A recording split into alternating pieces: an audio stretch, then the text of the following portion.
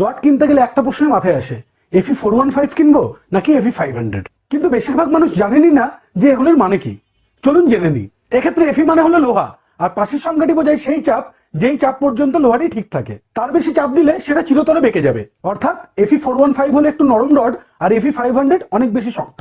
এফি 500 দিয়ে আপনি কম রডেই বেশি লোড দিতে পারবেন। তাই বড় বড় কনস্ট্রাকশন, যেমন বড় অ্যাপার্টমেন্ট, 4-5 তলা বাড়ির জন্য এফি 500 দারুণ। আর এফি 415 একতলা বা দোতলা বাড়ির জন্য এফি 415 খুব ভালো চলে।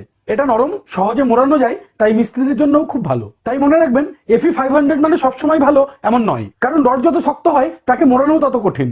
আর সব জায়গায় বেশি শক্ত রড লাগেও না। তাই বাড়ির ডিজাইন বুঝে সঠিক রড ব্যবহার করুন।